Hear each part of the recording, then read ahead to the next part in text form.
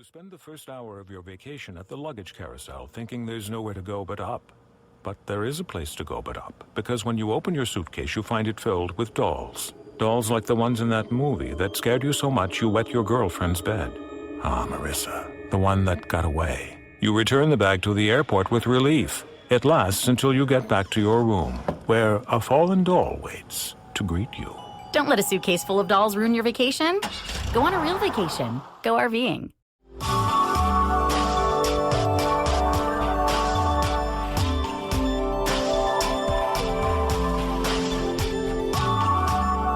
Welcome to the Beverly Hills Plastic Surgery Podcast. This is Dr. J. Calvert, and I am here with my faithful co-host, Dr. Millicent Ravello. How are you, Dr. Ravello? I'm doing well. I am faithful, I am loyal, and I am here. That's right. Because if you weren't, you wouldn't be here. You'd be probably home doing something much more interesting. No. Well, maybe not as interesting. Probably something you need to do. Yes. Maybe working on your garden or... My garden. I'd be gardening. Yes. How's that garden coming? It's coming well. Yeah, I'm getting into my flowers, and I'm turning my black thumb like brownish. You know, I'm working my way up. I've only killed one plant this month. Not too bad. Not too bad. That's good. So I'm really enjoying it. It's so. How do you know you're getting old? When you take up gardening.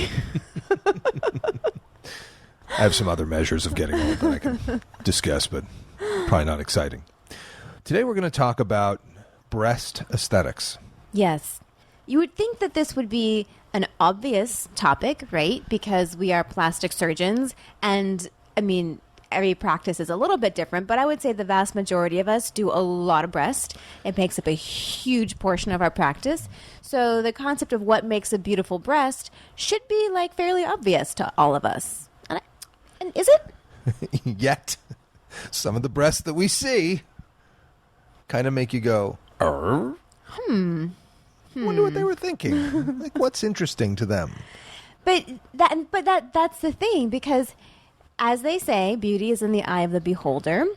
Yes. So the aesthetic breast is a very subjective thing, and what might be beautiful to one plastic surgeon might not be to another, and there are certainly regional differences. There are generational differences, and then of course there's always the patient preference and what they are requesting.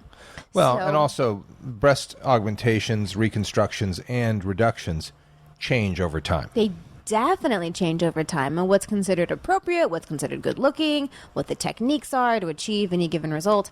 So, yeah, the aesthetic breast is an evolving target. Well, and also, I have plenty of breasts that I have built and augmented and reduced and things that have gone through dramatic changes over time due to things such as pregnancy, weight gain, weight loss. Mm-hmm.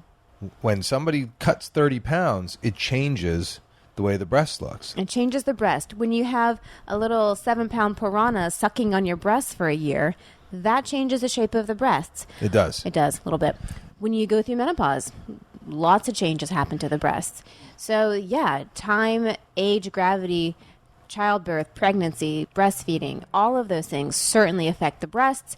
Whether they're native breasts, whether they've been enhanced, whether they've been reduced, they will have changes.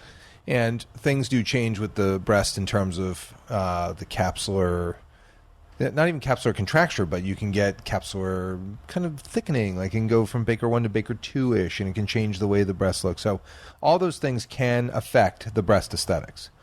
But with that said, there is a real difference in terms of how a surgeon looks at the breast and decides, okay, I'm going to augment it this much. I'm going to use this type of implant. This is the type of projection I want to get. This is the type of look that my patient's going for that I think will be, good for them. And Every surgeon has a different eye for what that is.